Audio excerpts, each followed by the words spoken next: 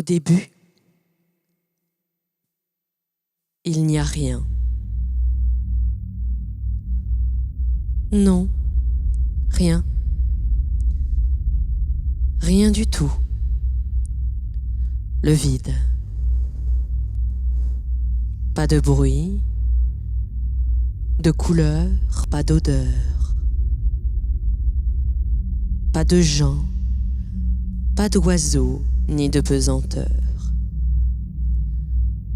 Comme si, dans ce rien, tout était là, mais déjà terminé avant d'avoir commencé. Difficile à concevoir, pour nous, qui sommes là, consistants, enrhumés, fatigués, assis, impatients, rêveurs, pressés, affamés. Bon, ne stagnons pas dans le vertige de ce vide qui nous est si éloigné. Au milieu de ce vide apparaît la Terre. Un conglomérat de minéraux divers et variés aux propriétés étonnantes et en mouvement. Comment ? La question est prématurée. D'aucuns parlent d'une immense explosion, d'autres parlent de la réflexion et de la conséquence d'un acte créateur. Comment savoir ? Il y a 2 minutes, on essayait de se figurer le vide.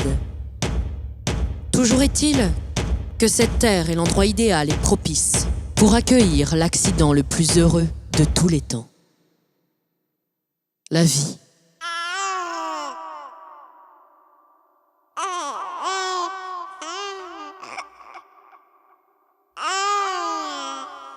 Avance rapide. Les minéraux jouent, se chahutent, trouvent de nouvelles formes, solides, liquides, gazeux. De ces créations en aboutissent de nouvelles. Les entrailles de la Terre jaillissent pour revoir la lumière.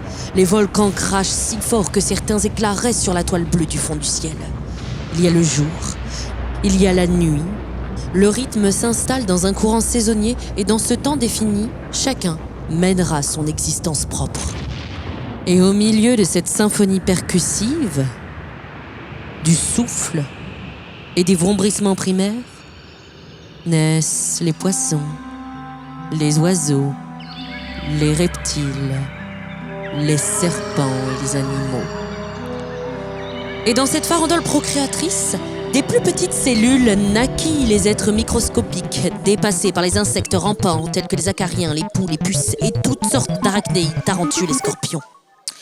Dévorés et pris au piège par quelques volatiles et mammifères, engloutis par les rapaces déchiquetant des proies bien plus balèzes mais rattrapés en plein vol par l'énorme bêtes sauvages, toujours plus grosses les unes que les autres, baleines, pieuvres géantes et autres monstres marins dont personne n'ose parler. Et après, il y a moi.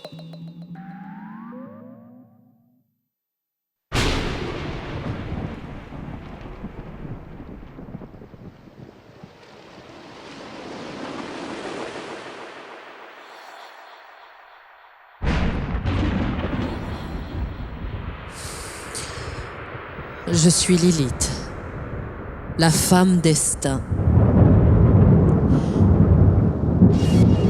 Aucun mal n'échappe à mon sort, et aucun mal ne voudrait s'échapper. Je suis les 2 lunes, Lilith. La noire n'est complétée que par la blanche, car à ma pureté est l'étincelle de la débauche, et mon abstinence, le début du possible. Je suis la femme paradis qui chuta du paradis, et je suis la chute de paradis. Je suis la Vierge Lilith, visage invisible de la libertine, la mère amorte et la femme homme. La nuit, car je suis le jour, le côté droit, car je suis le côté gauche, et le sud, car je suis le nord. Je suis la femme festin et les convives. On m'a surnommée sorcière ailée de la nuit, déesse de la séduction et du désir, reine des plaisirs solitaires. On m'a délivré du carcan de procréatrice pour que je sois le destin immortel. Je suis Lilith, au sein blanc. Irrésistible est mon charme, car mes cheveux sont noirs et longs et de miel sont mes yeux. La légende raconte que je fus créée de terre pour être la première femme d'Adam. Mais je ne me suis pas soumise.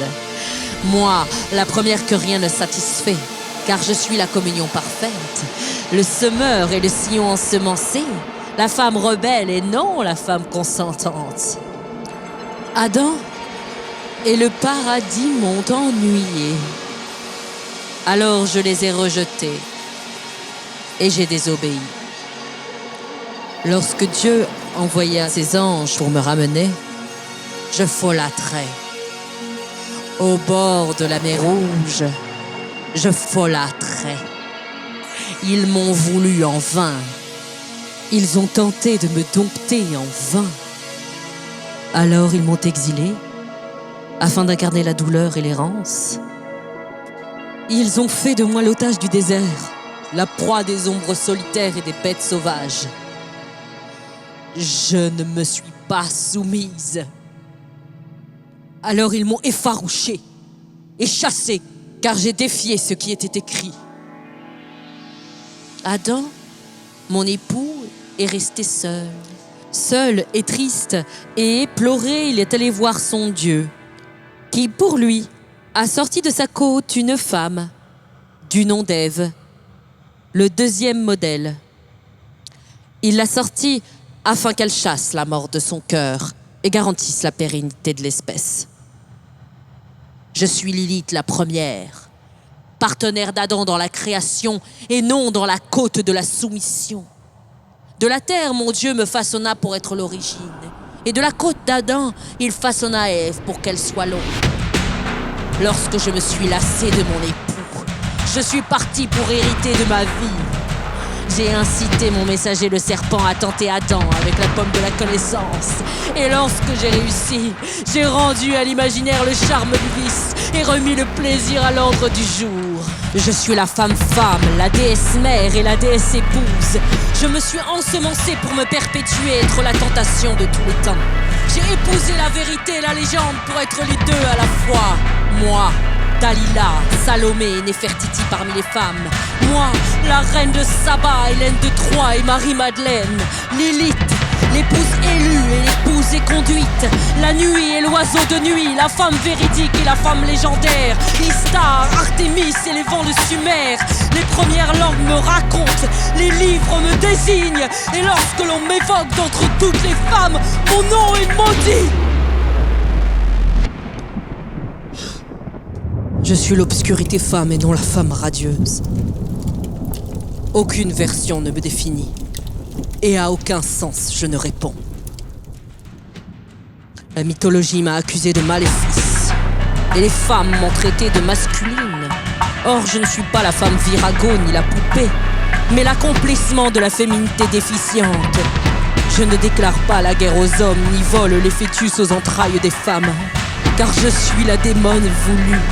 Sceptre de la connaissance et anneau de l'amour et de la liberté. Je suis les deux sexes, Lilith. Je suis le sexe promu. Je prends et l'on ne me donne pas. Je rends Adam à sa vérité et à Ève son sein féroce pour établir la logique de la création. Lilith, la créature égale et l'épouse égale. Ce qui manque à l'homme pour qu'il ne se repente pas. Ce qui manque à la femme pour